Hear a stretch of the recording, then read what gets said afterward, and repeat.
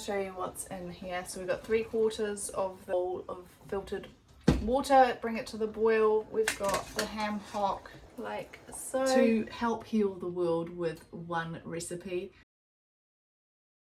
We've got ham hock, carrots, onions and celery.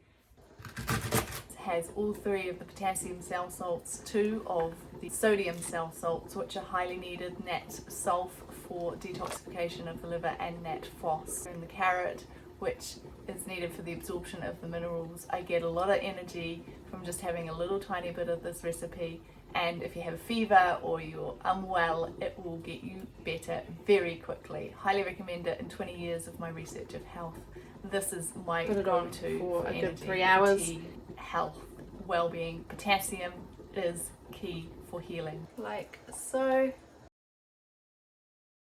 And that is how you make ham hock. Thanks for watching, and subscribe to the channel and watch my other videos.